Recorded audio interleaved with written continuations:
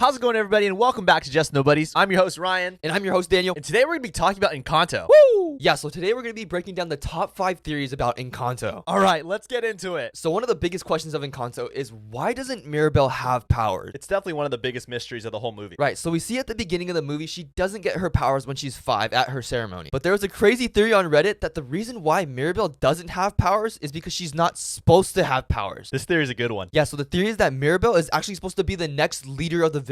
When you actually think about it, Mirabel doesn't have a visible gift, but she's able to communicate with the house really well. Like the house helps her put on shoes, or she actually has conversations with the house. It's like the movie Smart House on Disney Channel. Remember where the house is like a robot? It's like communicating with the family. Yeah, and in the movie, we actually see Mirabel have such a strong connection to the house that the house actually reacts to her emotions. For example, when Mirabel starts to get upset or when she starts to fall apart, the house starts to crack. But when Mirabel is happy, the house is also happy and everything is normal. Right. And when we actually see the house start falling apart towards the end of the movie, the house kicks everyone out of the house to save their lives, but it continues to help Mirabel save the candle. And throughout the whole movie, we never see anyone else communicate with the house like Mirabel does. But the only one that does is Abuela.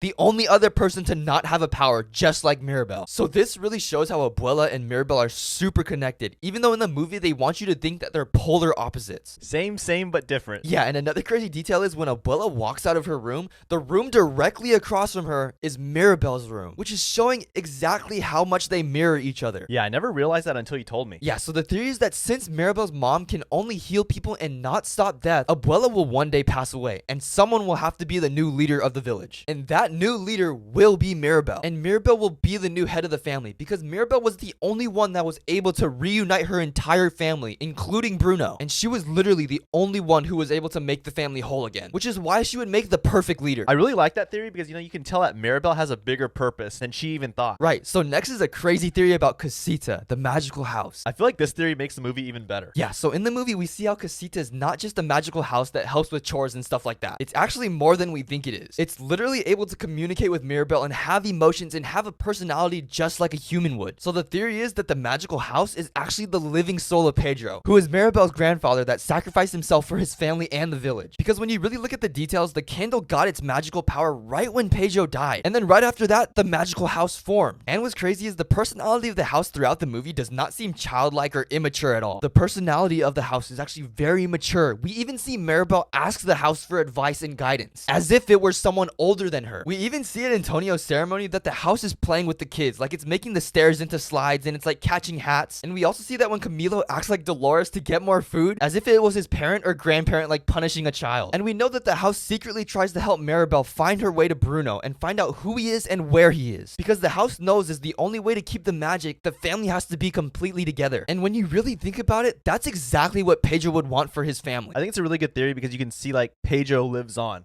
and gets to see his family succeed and grow together. Yeah, and at the end of the movie, when we see the whole family back together taking their final family picture, we see the house actually squeezes the whole family together as if it was giving them one big group hug, just like how a grandfather would hug his family. When I first saw the movie and when the house hugs the family, it was really touching. But now to hear that it could be Pedro's soul inside the house, it makes it even better. So moving on to the third craziest theory. So we always wonder why Abuela favors Isabella, and there's a crazy explanation why. So Isaac Carlson did a crazy theory about Isabella and Abuela's relationship. When you look really closely at Isabella, you can tell that she looks exactly like Abuela. When they have flashbacks throughout the movie of Abuela when she's younger, they look like the exact same person. So the theory is the reason why Abuela has such like an attachment to Isabella and favors her the most is because Abuela sees herself in Isabella. Because Abuela knows that Isabella looks just like her, and obviously she has a little bit of favoritism towards Isabella because they both look alike. Abuela sees how much Isabella resembles her, and Abuela wants Isabella to have the life that Abuela never had. She wants her to have more opportunity. She wants her to reach her goals. As we know, Abuela's life turned upside down when Pedro died, and she almost lost her life. So for Abuela, the reason why she favors Isabella so much is that she wants to live through Isabella and see like the life that could have been for her. That really does make sense why she has such an attachment to Isabella, because Isabella is like the perfect daughter of the family. But on to the next one is a crazy theory about Mirabel and Antonio. So we see that Mirabel and Antonio have a very close relationship throughout the movie, and I know so many people are saying that the reason why Mirabel doesn't have powers is because she wiped her hands off after she touched the candle. But if that is true, I want to take the theory a step further, because some are saying that since Mirabel wiped her hands off before she touched the doorknob,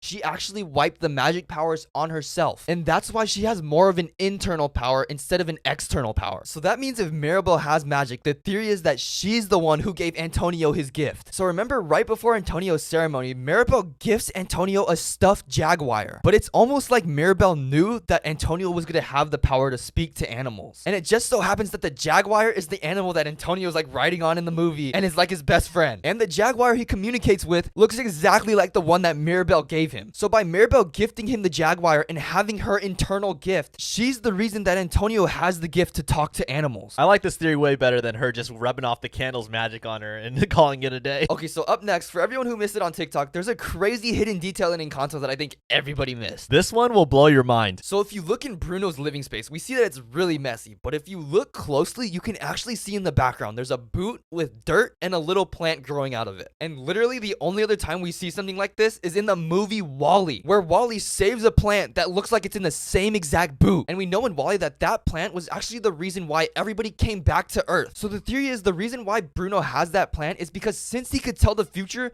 he knew that the world would one day need that plant. And throughout his life, Bruno would replant this plant every time it overgrew because he knew that one day it would be needed. And I know Encanto is Disney and WALL-E is Pixar, but it makes total sense because the plant looks exactly the same. And we actually know that that little plant actually grows into the iconic Pixar tree that we see in almost every Pixar movie. I feel like this theory merges like the Disney universe with the Pixar universe, and they're gonna like combine it. It's like DC and Marvel coming together. So this week we're super busy with school and everything, so we thought we'd just come on here and talk about our top 5 theories about Encanto. If you're new to the channel, make sure you hit the subscribe button and hit the like button while you're at it. Comment what you want us to talk about next week. Next week will be like a regular podcast, long form. We'll be talking about Whose Side Are You On, Dumb Ways to Die, urban legends, crazy theories. So stay tuned for that. And we're also going to be doing a Q&A next week. So make sure you comment below some questions that you want us to answer. And we'll see you guys next week on YouTube and on Apple Podcasts and Spotify. And we'll see you on TikTok tomorrow. We'll see you on the Tiki Talk. Thanks, guys. God bless you. Love ya.